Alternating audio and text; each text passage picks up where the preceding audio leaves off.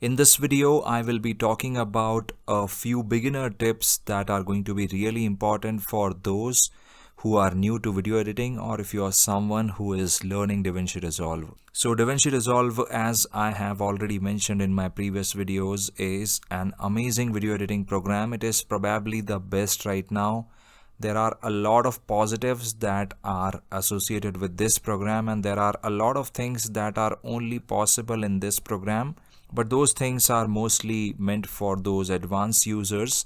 In this video, I am going to talk about a few basic things that are really important for those who are new to this program. So first up, I'm going to import a few clips in order to demonstrate what I mean. So as soon as I hit import, the program is asking me to change the project frame rate, and here I will select don't change. If you are using clips that are having the exact same frame rate on all of them, then you can hit change. What this is going to do is it is going to set the project frame rate to a single frame rate. Let's say you have all the clips at 25 frames per second, then this is going to change the project frame rate to 25 frames, and that project frame rate is not going to be something that you will be able to change. So this is something that you will have to take into account initially. You won't be able to change the project frame rate. You can only set the project frame rate once. So just make sure you take this into consideration, and here I will suggest you to select don't change if you have multiple clips with multiple frame rates, and I'm going to do that exact same thing here. Even though this is just for the demonstration purpose, I hope you're getting the point. So I selected don't change.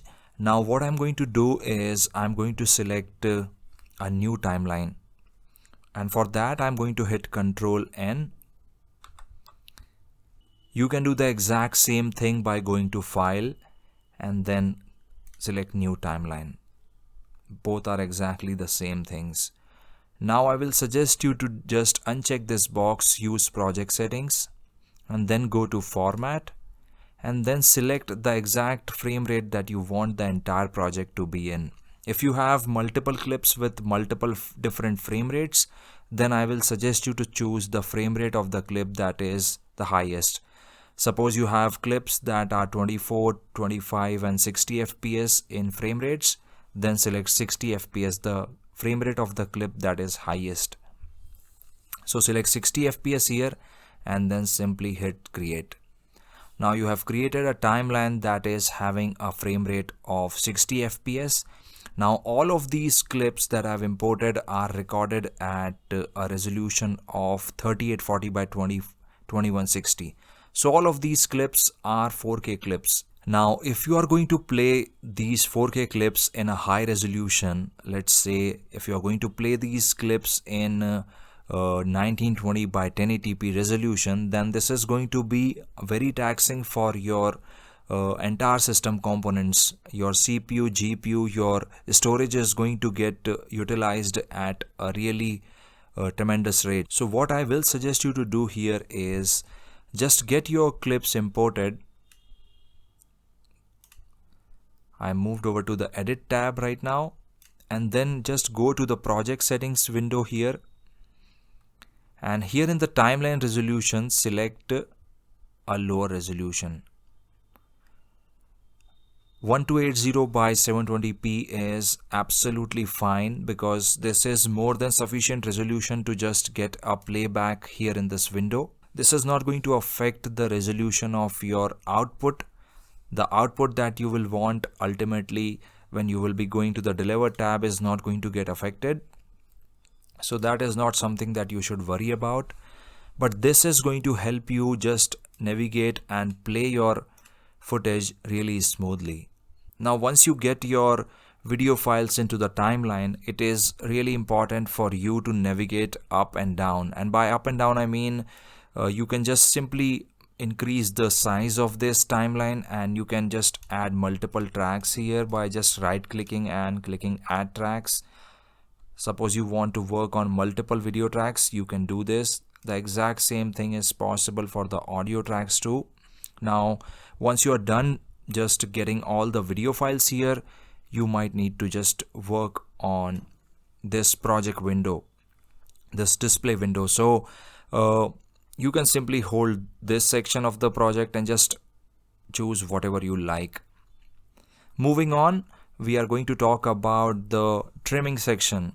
So trimming is a big part of video editing, and you can simply do that by just going over to the blade edit mode, and you can simply just cut any part of the video. What most people do is they are going to just take this playhead to a position, and they are going to simply make a cut like this, and then simply they are going to right click the video that they don't want, and they are going to select ripple delete. Instead of doing this, what you can do in order to make this process fast is you can just grab your playhead to a position where you want to make the cut and remove all the part that is to the left of the playhead. You can simply hit Ctrl Shift and then hit the left bracket. This is going to remove all the part of your video that was to the left of the playhead. The exact same thing can be done to the right of the playhead too, and to do that you can simply just take your playhead to whatever position you want. Again hold Ctrl Shift and then just select the right bracket, and you can see all the part of the video that was to the right of the playhead has been removed. So these are the very basic few things that I wanted to talk about in this video. I hope you found this video helpful and informative. If you want to see more Davinci Resolve tutorials, then please make sure to subscribe to the channel. If you have any questions or queries or any confusions or anything, make sure to use the comment section down below to mention whatever you have in your mind. Thank you very much for watching, and I will talk to you in the next video.